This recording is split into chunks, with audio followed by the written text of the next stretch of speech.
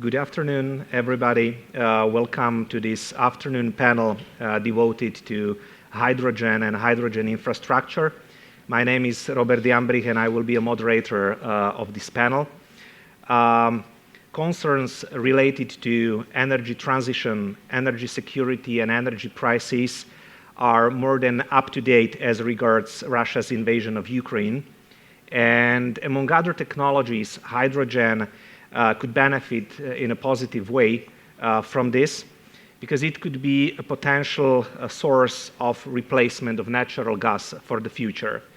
Also, International Energy Agency described hydrogen as a versatile energy carrier, which could be used in different fields and different sectors throughout Europe and throughout the world. So is hydrogen the right answer to the current situation? What are the sectors which could benefit from hydrogen use? And how can we produce hydrogen for the future? These are basically the questions we would like to tackle within this panel. And I would like to introduce you a distinguished panelist who are sitting on my left-hand side. So the first one is Aleš Doucek, who is chairman of the board of HyTap, which is a Czech hydrogen technological platform.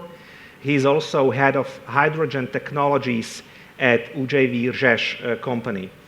He is very active in support of hydrogen in Czech Republic, so I really welcome you here, and I am happy to hear from you some news from Czech Republic. Thank you. So the second panelist is Gábor Dudás, who is head of business development at Hungarian National Gas TSO FGSZ, who is responsible for many kinds of development projects, including hydrogen. So I would be very happy to hear from you some experiences in the hydrogen field, pilot projects. What is your view on hydrogen as such? The third one is Tommy Isaac, who is the head of hydrogen research at Progressive Energy Limited.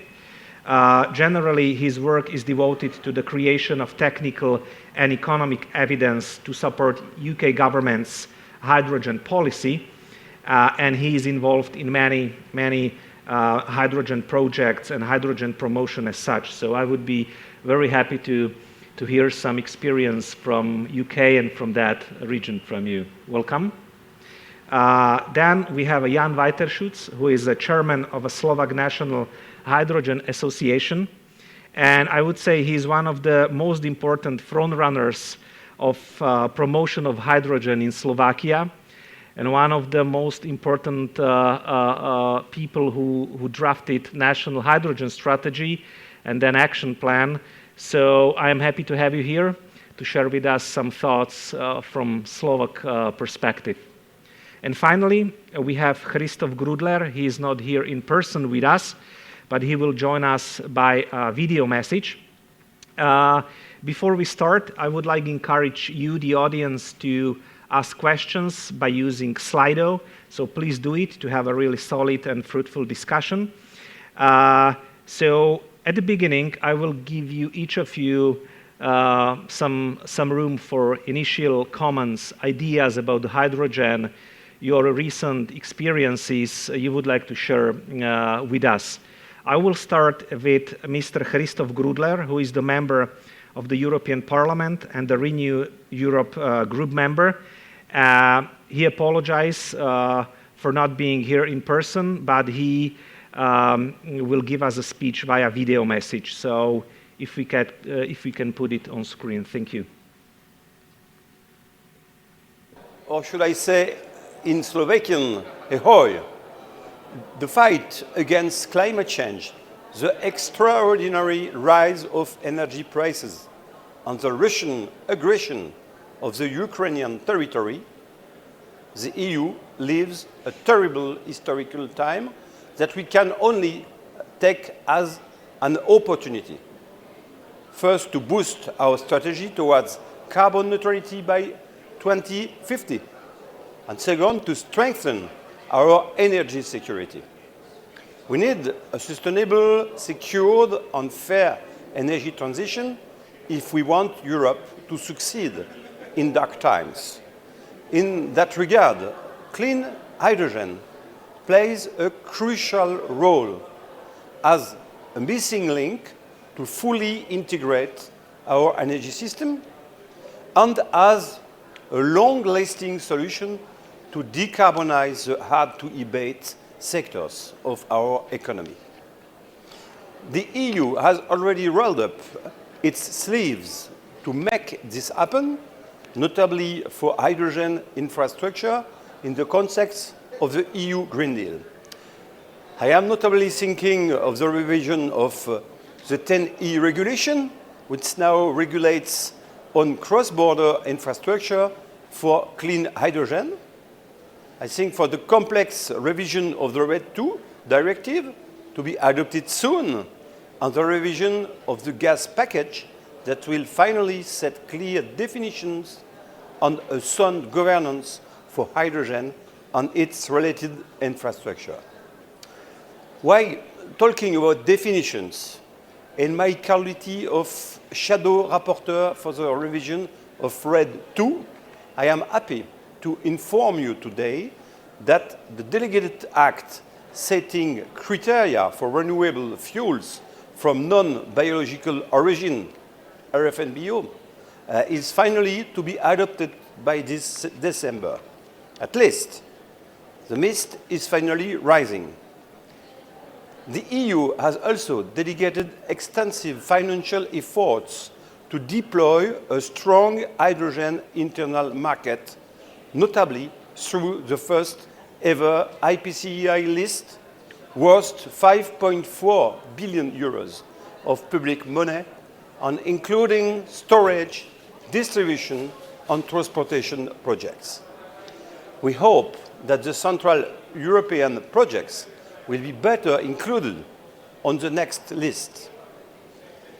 Still on financial efforts, President von der Leyen announced in September the creation of a 3 billion euro hydrogen bank. We hear that it will focus on the deployment of international partnership for import. I call on the European industry to oppose to this idea. EU public money needs to be used for European actors first. We need local production of clean hydrogen transported with strong interconnections between member states. We must not replace one dependency with another. Our energy security and our strategic autonomy depend on it. Our energy transition can only be guaranteed if we invest smartly on future-proof European technologies to produce, store, and transport renewable and fossil-free energy, such as hydrogen. Let's not forget about the fierceful international competition. EU needs to be up to the task. Hydrogen requires a lot of commitment and energy. I would like to thank the Central European Energy Conference for giving me the opportunity to speak to you today. I am sorry not to be physically present today. I hope this word will trigger some discussions. I wish you a very fruitful debate. Thank you very much. So thank you very much, Mr. Grudler, for your introductory remarks. He really mentioned very important topics, which I would like to also touch later on, like regulatory and legislative issues, initiatives, strategies, funding of hydrogen projects. So I hope we will have a possibility to speak about this as well during the panel. Now I would like to give the floor to Mr. Doucek, who also prepared the presentation for us. So please give us some overview of the situation in Czech Republic. So please, the floor is yours. Thank you very much once more for invitation. Good afternoon, ladies and gentlemen. I hope you are able to see my slides. Yes, yeah, perfect. Today I'm representing here Czech Hydrogen Technology Platform, which was established in 2007. It was at the beginning activity of Ministry of Trade and Industry, and we see this step as very important because from these days up today we are fighting for hydrogen, and as you can hopefully see from the second slide, we fight with quite a great strength, because this year we gain or we have altogether more than 70 members in the association, in this technology platform. Members are differ from universities and research institutes to engineering companies and big companies from area of petrochemistry, natural gas industry, power industry, etc. You might see some very important companies, for example, Czech Railways, České dráhy, Alstom, who is a producer of trains and also hydrogen train, Iveco Bus, for example, who prepared very interesting project for IIIa program, important project for the whole Europe to develop hydrogen bus for intercity connection. And of course there are many other companies like Orlen Unipetrol, who is now preparing up to 7 projects to build a hydrogen refueling station in the Czech Republic, but also they have plans in Slovak Republic and also Poland. So it's also relevant for let's say almost the whole V4 region. And of course there are many other important companies in our platform. As it was mentioned already, hydrogen is really versatile energy carrier, and we can see the importance of this carrier in connecting different parts of economy, starting usually in electrical grid, where we can utilize surpluses of energy. We can utilize energy which is green, low emission, to produce hydrogen by electrolysis. We can store this hydrogen in different manners. We can store it as compressed gas. We can liquefy it. We can even transform it to different products as synthetic methane or e-fuels, and then we can transport it to customers. We can utilize hydrogen in clean mobility. We can utilize it to decarbonize various sectors, for example, steel making or glass making, or we can use hydrogen to lower emission of natural gas in the gas grid. So it's from my point of view really important energy carrier. If I comment on the situation in the Czech Republic, what we already have is a national hydrogen strategy. We, as a platform, helped a lot to prepare it. We also have a national action plan for clean mobility. Where hydrogen has quite an important position. Of course, there is also battery electric vehicles, and there was also part for compressed natural gas, what isn't the case anymore probably. So we have this strategic document. Czech government now is preparing subsidies especially for clean hydrogen production, and there is already in action subsidy to build hydrogen refilling stations, and companies like Orlen Unipetrol already has few projects, and there should be basic hydrogen network beginning from year 2023. So I hope we will see in next few years, 1 to 3 years, a huge ramp up in hydrogen pilot projects. We should have hydrogen refilling stations network. We should have green hydrogen production, and I hope it will help to decarbonize Czech energy mix, and also to, of course, to have power sector more energy independent. Thank you very much for this introduction, and maybe last slide. If you want to know more about hydrogen and specific hydrogen, we are preparing 13th International Conference on Hydrogen Technologies, Hydrogen Days, in Prague, end of March. So you are welcome here. Thank you very much. Thanks to you. I'm very happy to see that you basically covered the whole value chain within the hydrogen.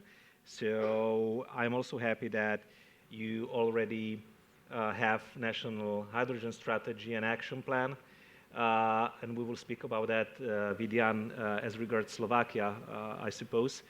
So now I will move to Gábor Dudas. Again, welcome. Could you elaborate a little bit about the vision of the Hungarian gas TSO on hydrogen, maybe on potential pilot projects? Generally, what is your vision in this field, please? Okay. First of all, thank you so much for the invitation, and it's my pleasure to share some thoughts about the development of hydrogen infrastructure on behalf of the Hungarian transmission system operator FGSZ. So, as a transmission system operator, we are in the central of everything, to be honest. So we have to fulfill the requirements of all partners, not just the end users, but also the partners who are producing, maybe in the future, hydrogen. So questions related to the infrastructure cannot be answered independently from the work done in other parts of the emerging hydrogen supply chain. In my opinion, the main question is the following: how should the development of the different part of the as yet immature hydrogen market be aligned?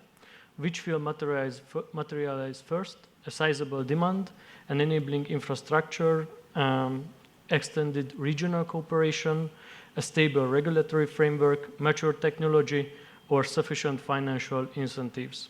And last but not least, how to coordinate all these tasks from the position of a TSO.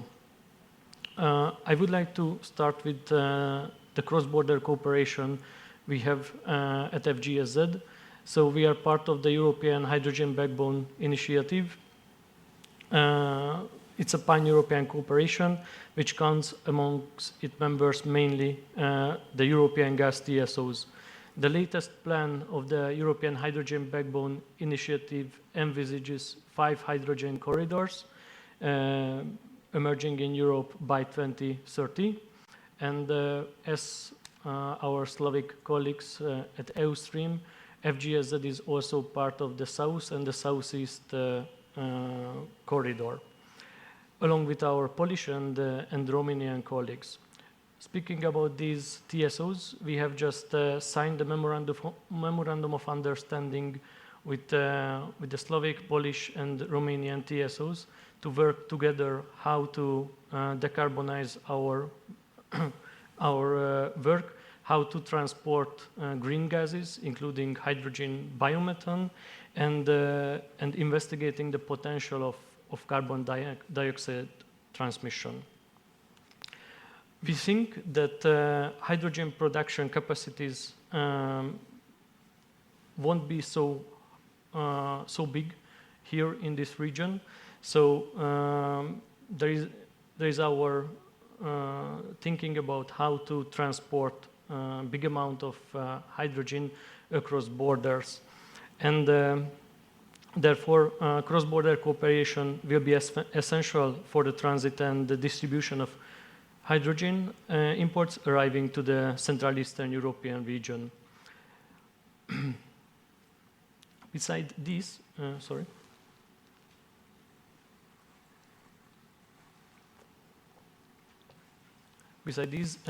please do not forget to touch upon the regulatory framework. So the renewable and low carbon gases was described in the decarbonized gas package, and EU revealed its vision for the hydrogen market as well.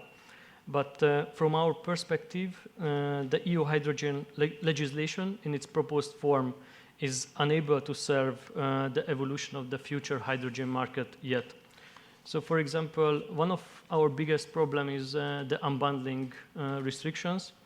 We think that for a rapid uptake of hydrogen technologies, transmission system operators working under the independent transmission system operator unbundling model must be allowed to take part in the cross-border transportation of hydrogen without any restriction and time limits. As you might know, these TSOs who are working under the IIIa model cannot operate hydrogen networks after 2030. So in these circumstances, it's very difficult to invest in such development if you know that you cannot operate these infrastructure after 2030. Other issue is the blending. So the EU first proposal aimed for 5% blending, but the dialogue shifted to 2% this year. From our perspective, it's a really important issue because if the hydrogen appears at some point of our system, for example, at the interconnection point, then we have to be sure that also this hydrogen can be transported towards the end users, towards the distribution system operators. So for example, we did a short questionnaire with all the directly connected industrial consumers to the transmission grid and asked the simple question, do you accept hydrogen or not? And some of them answered quite positively. They said that yes, because we are using hydrogen at the moment as well. For example, fertilizers and petrochemical companies. But there was also companies who said no, even not 0.01% of hydrogen can accept it. So it's really difficult in our case because the system of FGSZ is not like the system of EU Stream. So EU Stream has 4 parallel pipelines, as Mr. Nukovic said in the previous panel, but our system, it's a looped system. So if somebody is injecting gas in one part of our system, then it can appear anywhere in other part of the system. Cost mutualization is also a big problem. We believe that cost mutualization would speed up the development of hydrogen assets, but a careful balance must be reached. Financing hydrogen infrastructure is in the interest of society and thus should be spread out fairly among system users. But speaking about investment, I think that at the moment we cannot scale up the hydrogen market without public financing measures and EU funds and state financial aids. So it seems that these times still the hydrogen development are too divergent and different. Stakeholders have different ambitions. In our view, a holistic approach must be taken to hydrogen, and to build up the hydrogen infrastructure is contingent on both the regulatory framework, the technical possibilities, and financing options.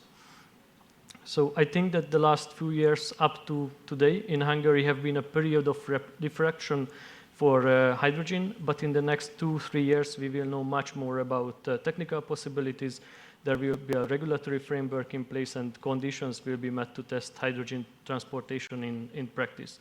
And to start with that, FGSZ will finish its study regarding hydrogen transportation on our network by the end of this year.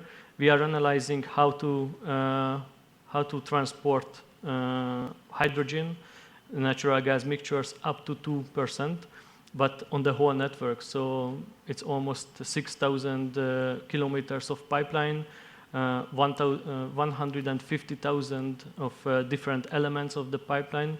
So it's not an easy task, but we will finish soon and we will have a clear target to do that. Thank you. Okay, thank you very much for your comprehensive answer, and for sure we will come to some of the points you touched upon.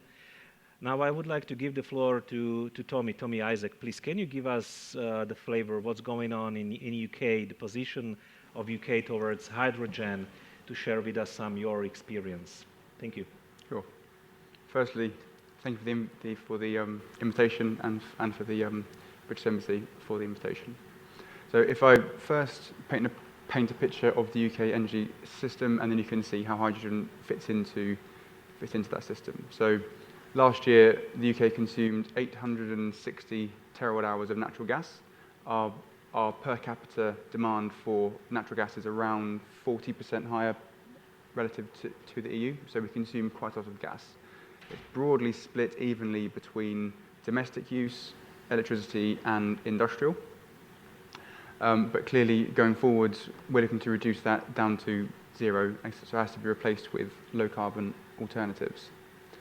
The UK released its hydrogen strategy in August of 2020 that set out where the UK sees hydrogen fitting into a low-carbon strategy to ultimately replace all of the high-carbon fuels that we use today.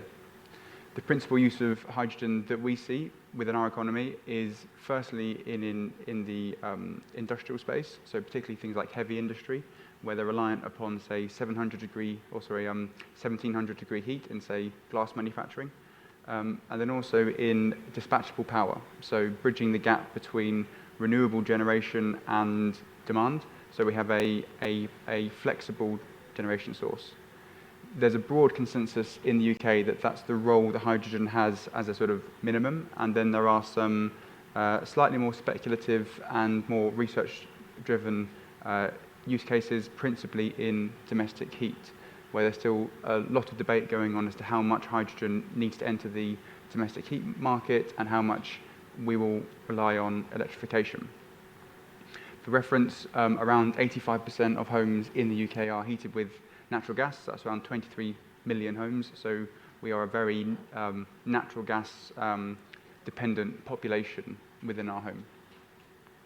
If we look at the supply side and then the demand side of the market and sort of where policy fits in to each of those sides, first of all, on the supply side, the UK is taking a twin track approach. So what we mean by this is that we are financing both green and blue simultaneously. So we aren't picking winners, but providing a framework for the market to decide the cheapest low carbon production source with a production target of 10 gigawatts by 2030. That's supported by a £240 million net zero hydrogen fund that was released in 2020. So for reference, in comparison to the €3 billion that was made available in the EU, the EU has a much greater funding position than the UK. So per capita funding via the Green Bank is around 60% higher than the UK. So the sort of level of financing ambition is greater in the EU. But where the UK is probably still slightly ahead is in the detailed policy. So we're now at the stage of developing all of the necessary business models that ultimately private capital will need to, one, access funding and then also put in their own money. So the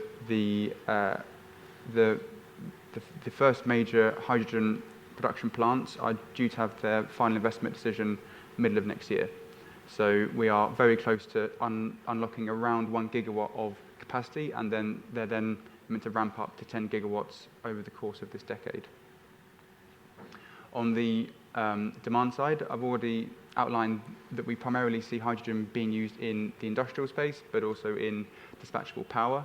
But there is likely to be a role for hydrogen in the domestic setting under all scenarios. So it is likely to either be piped directly to homes for use in the home, or the demand for dispatchable power will increase as homes go on to a heat pump, and then peak demand has to be met by some energy source. And the UK isn't going after a grid-scale battery strategy. We are focusing on dispatchable power, and it's highly likely that in a low-carbon world that will be hydrogen. So overall, the UK is very supportive of hydrogen. We've been working on it since around 2016 with the undertaking of various trials, which I'm happy to go into later on, building both the evidence base and the policy frameworks that will allow the early deployment of hydrogen to be de-risked so that private capital can play in the market, and then ultimately creating the long-term market structures so that we can get over the initial subsidized hump, if you like, of creating the market, and then allow private capital to then take over. So thank you very much for your initial comments. Last but not least, I will move to Jan. We cooperate quite intensively in different fields as regards hydrogen, so my question is very direct. Any news about hydrogen in Slovakia? National Strategy Action Plan, please. Could you share us some news from Slovak point of view? Thank you very much having me here. So I'm glad to be here in the first panel, hydrogen panel, in this 16th of conference of CEEC. And yes, the question was, hydrogen strategy was born 2 years ago, almost 2 years ago. And more than 1 year, we are preparing an action plan. So the measures and the tools, how we translate the general goals to the practicality. And this is not still approved. Now we are in the stage after Slovakia knows IIIa, medzirezortné pripomienkové konanie, that's bringing all remarks and some suggestions from the ministries, from the associations, and other stuff to improve action plan. And now we are waiting for our Minister of Economy, Mr. Hirman, to give us a target to approve at the end of this year, or let's make it better, because meanwhile, after the year, everything was changing. And Fit for 55 goals now are REPower EU goals. There are 3 or 4 times more ambitions than before. So our action plan is not such ambition according to EU targets, but very ambitious, still very ambitious as a Slovakian goals. I can mention, many of you knows that we have targets of 45,000 tons of generation, and also the consumption of hydrogen in 2030, in the meaning of green hydrogen. We would like to see also supported blue hydrogen by EU, but we know that the renewable hydrogen what is now discussed, and we see in the video that will be approved only green hydrogen in December, not blue hydrogen. But Slovakia has a limited potential for green hydrogen, but a big potential for blue hydrogen generated from, for example, a nuclear power plant, and also from the waste, for example, by pyrolysis, that can give us a cheap hydrogen in the beginning, and then in the future we can focus more the green hydrogen, be more greener and greener. As Aleš said, they have 70 members in their association.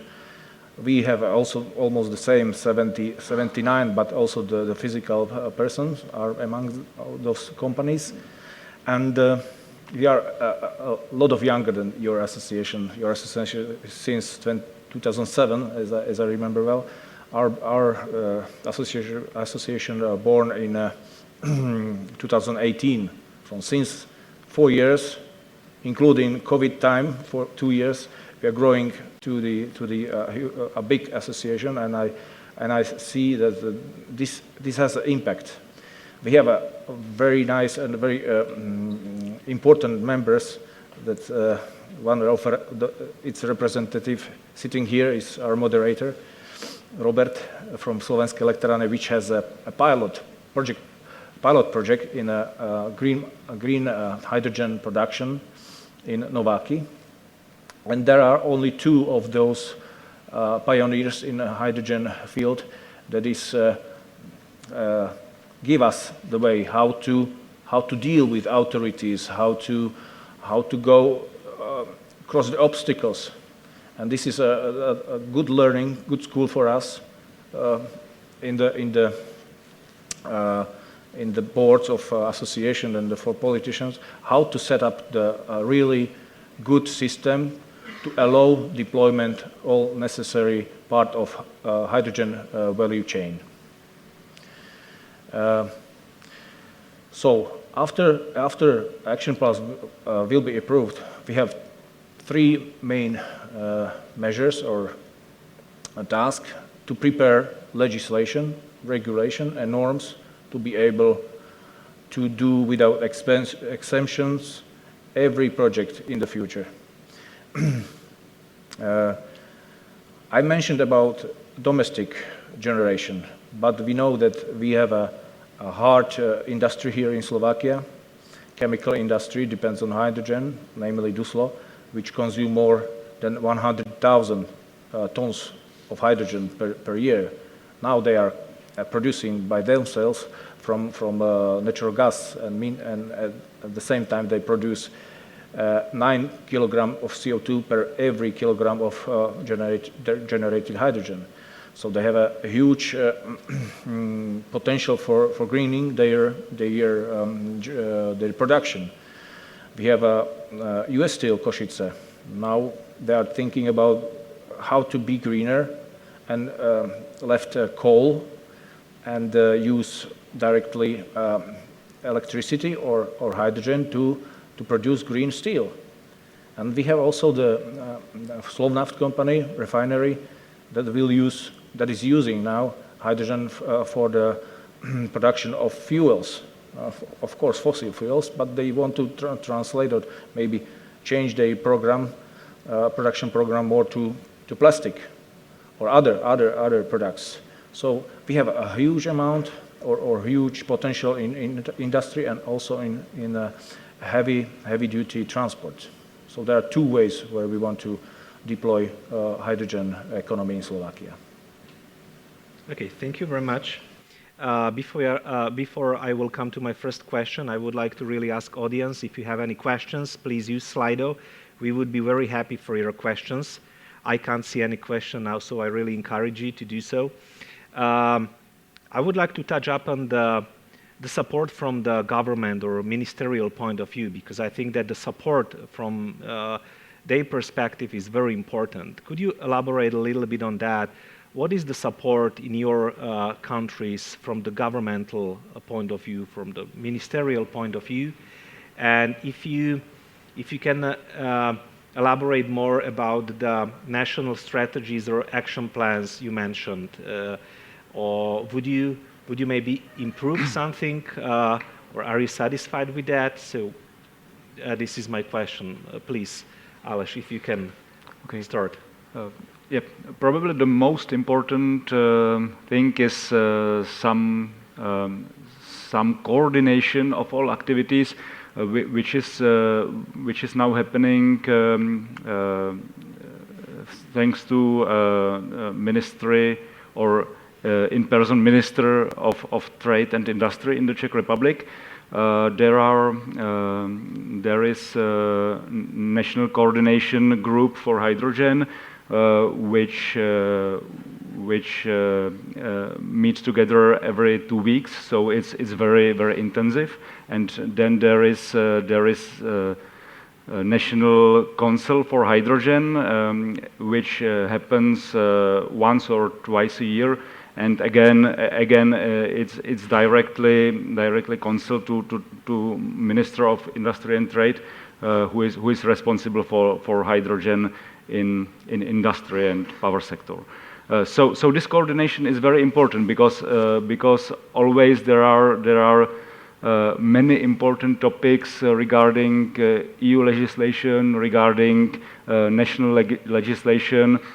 For example, at the moment to build electrolyzer to produce hydrogen, you have to undertake environmental impact assessment. So it's quite a huge process, and okay, maybe it makes sense for 50 megawatt device, but it definitely doesn't make sense for 100 kilowatt electrolyzer. So there is some obstacles which needs to be overtaken. So this coordination is very important from the point of view of Czech national strategy. For hydrogen, there are basically two pillars of this strategy. One of them is to decarbonize economy, but the second one, and also very important, is to help industry to develop new technologies and to start also economic growth using hydrogen technologies. So there are two pillars, and both of them are important. Regarding some national subsidies, there are many programs to help hydrogen to be implemented. Unfortunately, the support is quite fragmented at the moment. There is support for hydrogen refilling station under Ministry of Transportation. There is support for hydrogen buses under Ministry of for Regions. There are financial support for low emission hydrogen production under modernization fund funded from emission certificates. So it's very fragmented, but fortunately, almost the whole value chain is covered. So that's good, but it would be much easier if there would be one integrated program to support the whole, let's say, hydrogen valley or whatever you can imagine. If I am talking about hydrogen valleys, there are two candidates for hydrogen valleys in the Czech Republic, and it's Moravia Silesia region near Slovakia, and also Ústecký region, Ústí nad Labem, which is neighbor of Saxony, Germany. So these two regions, they are regions in transition, in the means of a transition from coal to something low carbon, low emission regions, and both of them declared that they want to go for hydrogen economy instead of carbon. So yeah, I hope these visions and these in combination with national support and of course support from European money, of course, it will lead us to at the beginning to some pilot projects and later to full-scale implementation of hydrogen technologies. Okay, thank you. Mr. Dudas, do you feel the support from the government or the ministry as regards the hydrogen? And do they plan any national strategy or action plan in the future? So yes, in Hungary we do have a national hydrogen strategy. but it's mainly covering the industrial and transport sector, not heating or something, these kind of things. And they would like to set some targets for blending as well, how to transport blended gas in the transmission system and towards the end users. But still, it's missing a clear legislative approach towards that. So I would be really happy if somebody would like to set a target how much hydrogen can we accept to our system. So whether it is 2%, 5%, 10%, or so on, because without that, it's very difficult to plan our system and to plan projects. But thanks to our colleagues from the Hungarian gas storage, we have a pilot project called Aquamarine, which was mentioned in the previous panel as well. And from next year, 2030, I hope that we will start to receive hydrogen to our system and transport it towards the end users and distribution system operators. Okay, thank you. From UK perspective, the position of the government, support, and so on and so forth. I'll try and be brief because we've got questions. Yeah. I would say that the sort of primary colours of all of the policy that's been created are basically correct.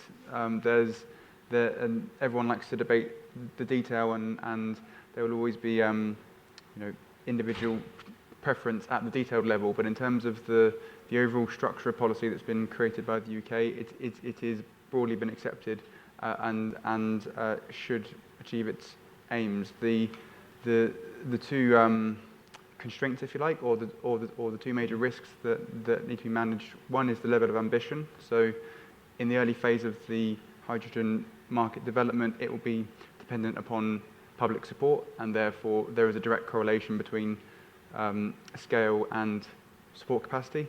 And then secondly is around the coordination of different policy areas. So creating a new system from scratch requires independent parts of the system to all move together. So production, demand, distribution, storage, these are owned and operated and invested in by different organizations and in different parts of policy. But the whole system needs to knit together so that everyone can move.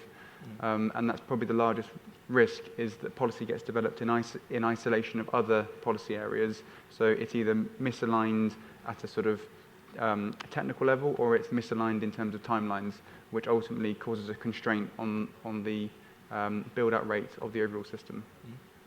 Yeah, and a short comment from your side about the governmental support. We are facing the same problems like our colleagues in Czech Republic. Hydrogen is a topic belongs to many resorts, economy, finance, ecology, transport, but we have no official work group that should coordinate all the activities in the resorts. So this is my recommendation to the Minister of Economy when we met after his change, or after he was named to the position, that there must be some person or some institution or some group that manage these initiatives across the resorts. Because we saw before the previous minister open door for hydrogen widely. We are very thankful. We thanks for this, because now we are sitting here because of him. But the communication was not so good before. So this is the point when we must focus somehow to coordinate our activities through the resorts, and also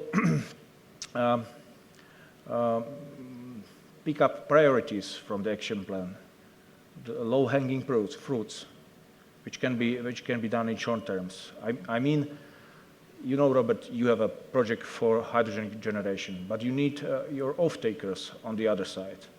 So the investments must focus for the pilot project for building the complete hydrogen value chain on the small region, on the small hub, small city. Not a big scale, but small one. The small one scale show us how to continue further to avoid mistakes in scaling up the hydrogen ecosystem. So there are my two recommendations: to create working group and focus to complete hydrogen value chain in the beginning. Okay, thank you for your recommendations, and now I will tackle the questions from the audience.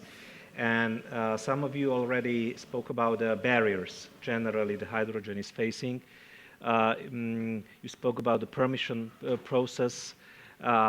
So now there is a specific question as regards the using hydrogen in transport sector on daily basis.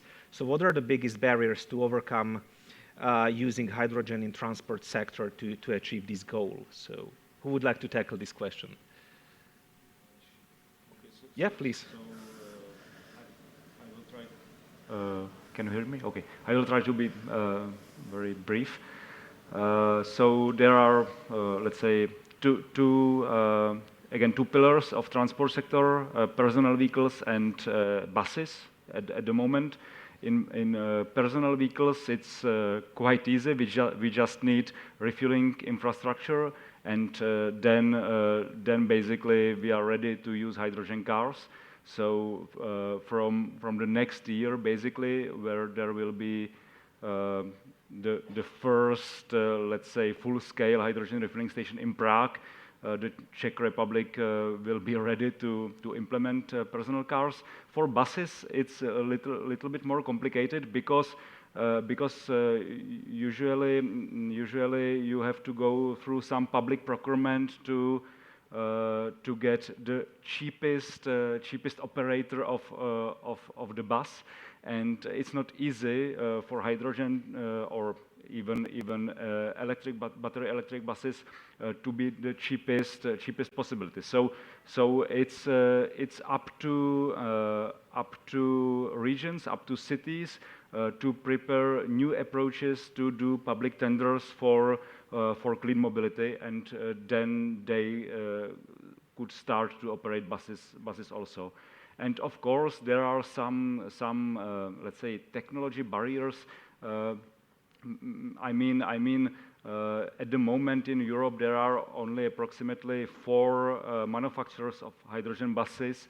So probably if you today if you order hydrogen bus, you will wait approximately 2 years to get it on the line. So we need also improve our production capacities. Any other comments as regards using hydrogen in transport sector? Jan, please. It's not a technological or chemical barriers, but it makes sense.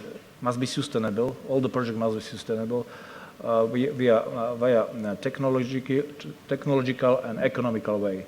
So it means that yes, it is not easy to deploy a fleet of buses, but I think this is the way to build a local hydrogen generation and also a refueling station.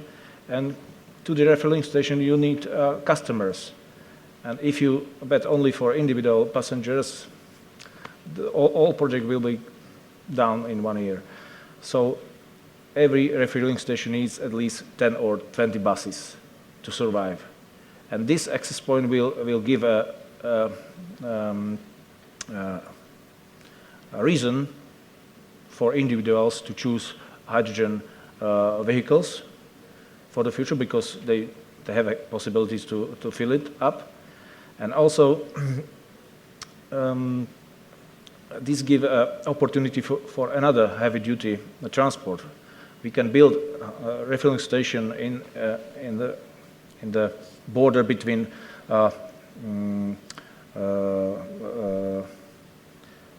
rail station and the bus station. So they can use the same refueling station both, for example. And why we prepare the roads for the, why we not prepare roads for the heavy-duty tracks, for example? So now, then we have just one filling station, but 3 ways of heavy-duty transport that will be satisfied with hydrogen. I will move to another question, which is also relating to barriers. Now I lost it a little bit, but it was about technological barriers as regards switching from natural gas to hydrogen. Maybe Tommy, you and Gabor, if you can comment on that, because UK, as you mentioned, is a huge consumer of natural gas in electricity, heating. So where do you see the biggest barriers to switch from natural gas to hydrogen in different fields? I would say sort of fundamentally there aren't huge barriers from a technology side. So engineers with enough time will solve any problem. The constraints really aren't on the technical side. It's much more policy development funding that are the real hinders of switching from natural gas to hydrogen. So the use of hydrogen or the use of low carbon hydrogen, shall I say, is a novel technology, but the use of hydrogen isn't. So there's a very large and buoyant hydrogen market globally, but it's based on industrial use of hydrogen, either in Haber-Bosch to create ammonia or in refineries. And you can convert, say, a boiler from operating on natural gas to hydrogen relatively easily. So it's a change out of the burner system and then minor tweaks to the control system, but there's nothing fundamental about that. The sort of timeline, if you like, on the use technologies is just in the development of them. So, for example, gas turbines, where there are no 100% hydrogen gas turbines that are operating today, but all of the major manufacturers are producing them. And so we've got them at sort of the low megawatt scale. And again, there aren't really any fundamental barriers other than just designing the equipment, because the properties of hydrogen are very well known. It's just about embodying that within the design processes of the equipment. Okay, maybe Gabor, from your point of view, as a... I fully agree with Tommy that engineers are here and they will solve our chemical or technological problems for sure. The question is the time. When will everything be ready? From the perspective of a TSO, the biggest problem is that we have a pipeline system built for transporting natural gas and not to emit natural gas. Now we have to deal with a much smaller molecule, hydrogen, and we have to be sure that we can also transport these guys as well. And for us, the main issues or problems would be that pipelines built in the 70s or the 80s are still able to transport hydrogen. And the other question is also Tommy mentioned, the gas turbines. So we have built-in gas turbines. If we want to transport hydrogen, do we have to change our gas turbines and invest a lot of money on that? Mm-hmm. Thank you. There is a question about the employment, and it relates probably what you have said, Aleš. So you talk about Ústí nad Labem and Ostrava region.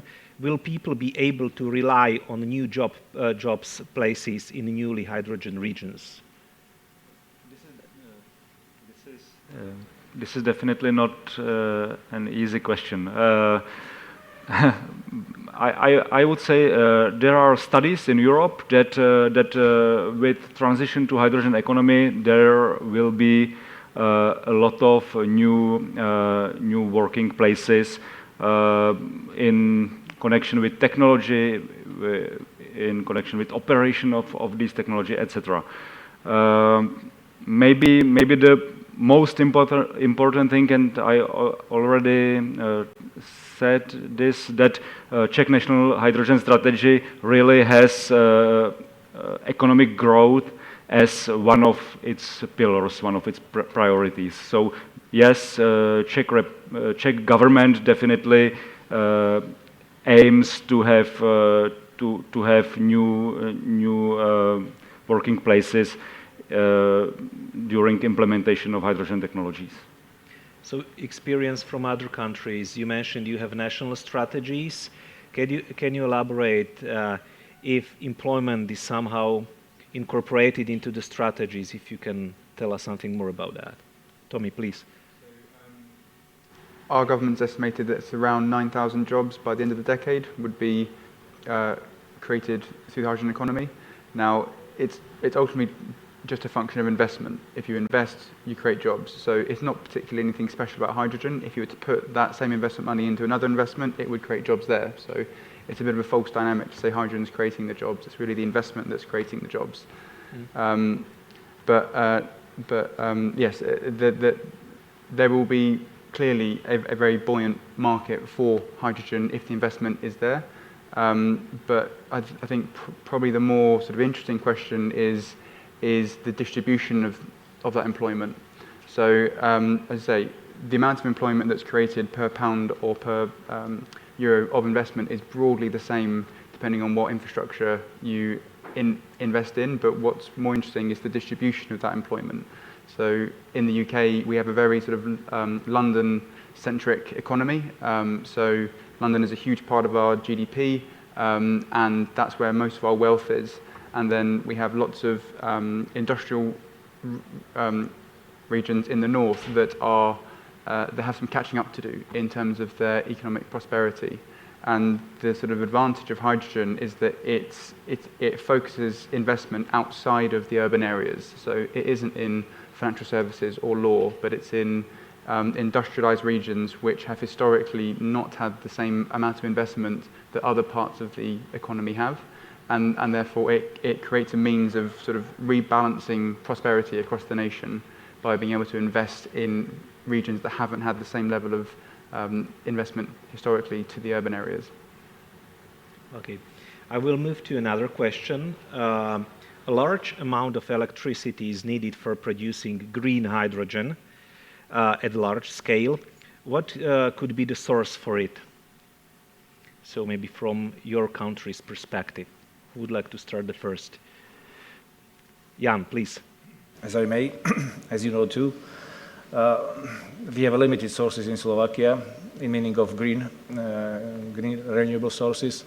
There are PV, there are wind, which not are yet here in Slovakia, but the plants are big, and limited amount in hydropower, because hydropower is already built. Almost the full technological potential is set by hydropower built from the past years. Biomass is questionable, and yeah, there is also geothermal energy. But geothermal energy in Slovakia is not high-grade geothermal energy like in Iceland. Yeah, Iceland. We have a good potential for generation of heat for our cities. Some of location are, yes, could be good for also generation of electricity from geothermal nearby Košice, for example. But I can see that we have a potential for if economy will grow, scale, hydrogen economy, I mean, then we need a lot of hydrogen, and the local hydrogen, domestic hydrogen will be not sufficient enough. We'll need to import it, and we will import it from the abroad, where hydrogen can be generated maybe in €1 per kilogram in some sites. It's very cheap. For you're not familiar with hydrogen economy. If you go to Vienna and you have a car, hydrogen car, you can fill your car with hydrogen in €15 per kilogram. Maybe now it's 12, a little bit lower. And this 1 kilogram of hydrogen can secure you to drive 100 kilometers. So, but this kilogram can be generated per €1 in the countries where it's windy and sunny. Now there is a huge debate, discussion from COP, from Egypt, that Africa has a great potential, and especially South African countries like Namibia Namibia, you know, there is a desert, nothing is there, no rain, but strong wind and a huge amount of sun, and they can generate hydrogen very cheaply. You can add it, but you must add some costs for transport to the Europe for the future. Need to rebuild terminals, which now are LNG, but it's not complicated to rebuild it for hydrogen, and join European hydrogen backbone to the terminals and transport hydrogen, for example, to Slovakia. And you will have, for example, for 3, 4, or 5 euro hydrogen here in Slovakia. So it's competitive price with the cheapest way of production here in Slovakia by renewables. So those two sources, domestic and distributed abroad sources, are the future for the satisfying demand in Europe and all the countries globally. What about other countries, potential source of electricity for green hydrogen? In the UK, the principal primary source would be wind, because we have a very large and buoyant wind market, which started in the early 2000s and is now the largest source of electricity in the UK. Mm-hmm. So that would be our sort of primary source. But I would say the question is that there's a sort of a question behind it, if you like, that really it's not so much about production of green hydrogen per se, but it's the production of renewable electricity. That's really what the question refers to. And if we look at installed capacity of generation globally, in 2021, 75% of the additional installed capacity globally was from solar and wind. So 50% of the new capacity that came online last year was solely from solar, which is largely across the equator and China and India. So I would speculate that in terms of international sources of green hydrogen, it will follow that trend. It will be wherever the cheapest base production cost of solar will be, which will likely be in the sunny regions of the world, understandably. What about Hungary? I think the source could be PV, okay. But it won't be enough. So for sure we have to import some green hydrogen as well. Maybe the green hydrogen produced in Hungary would be enough for the industry or consumers who would like to use hydrogen. But if we scale up the market, then we definitely need to import hydrogen from out of Hungary. I think in this case we are quite in a good situation because, as it is said, Ukraine could be a very huge exporter of hydrogen, and we have a connection with Ukraine. Maybe I will make a comment. I mean, Hungary, Czech Republic, and Slovakia relies on nuclear energy, even though it is not defined formally as green hydrogen, but I think it is a clearly CO2-free source, so this could be potentially the source of, let's say, CO2-free hydrogen for the future. About Czech Republic? Maybe just to clarify, there is no definition of green hydrogen at the moment. There is renewable hydrogen and low-emission hydrogen. So, Czech Republic will produce some renewable hydrogen from photovoltaics. We are trying to build new wind farms, but it's very complicated in the Czech Republic. We are really trying also to get better conditions for low-emission hydrogen from nuclear. It's important for Czech Republic, and of course there will be import, and there are more ways to import hydrogen.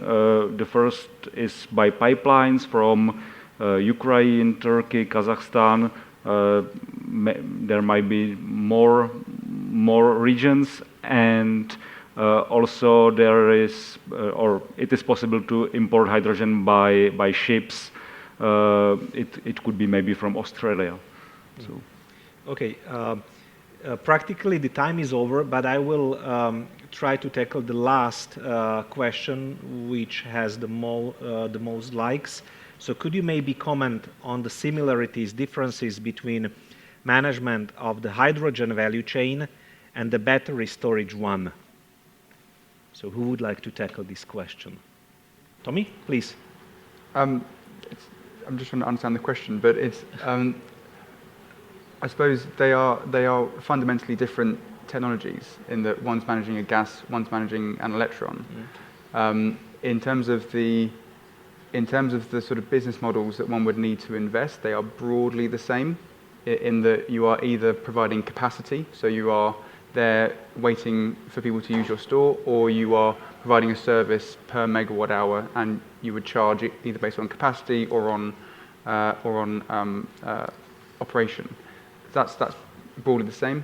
I would say that the sort of primary difference between them is around the scale.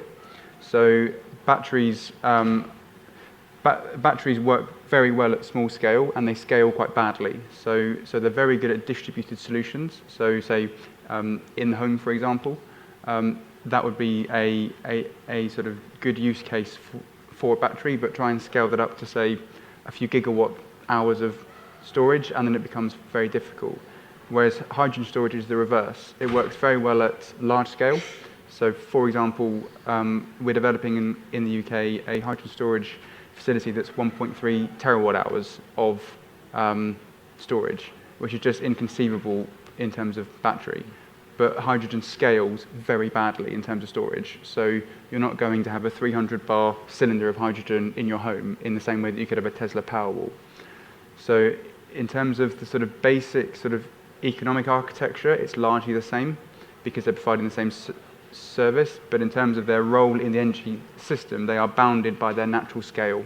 That hydrogen works very well for grid balancing, and batteries work very well for distributed individual balancing. Okay, thank you. So before we finish, I would like to give each of you a very short period of time for final, let's say, comments or recommendations you would like to address as regards hydrogen towards the audience or generally. So who would like to start the first with the recommendations to be addressed in the near future? Jan, please. Yeah, I'm sure that hydrogen will be one of the key elements of a future energy mix. Hydrogen will be used everywhere where electricity will not cost efficient or impossible. And there is only two gases without without carbon. It's hydrogen and ammonia. So let's take this topic together and make a first pilot project to prove that the hydrogen has a place here in our economy. Tommy, please. I'm still sort of thinking, but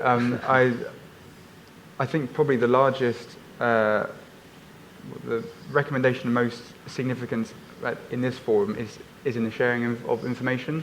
There's a huge hype of hydrogen globally, and that's now turning into government support, it's turning into policies, and there is the danger that everyone starts to go off and do their own thing.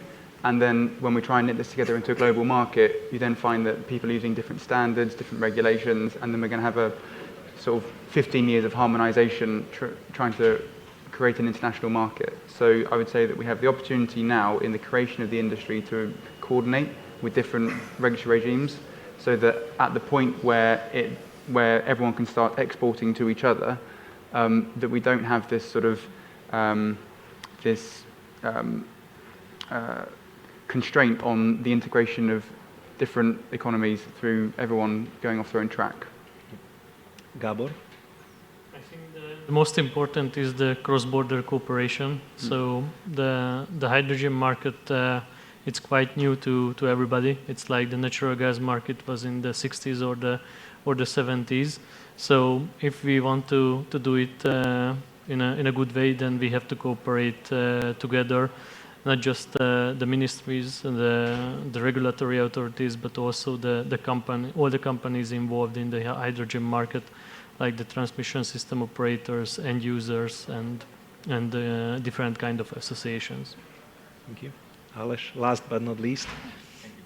I would say that transition to hydrogen economy is really a long-term vision, but if we want to be successful, we need to start now. That's it. Okay, thank you very much for being with us, for coming here for this conference. Thank you, the audience, for listening us, and I would like to invite you for a lunch. And have a nice day and bon appetit.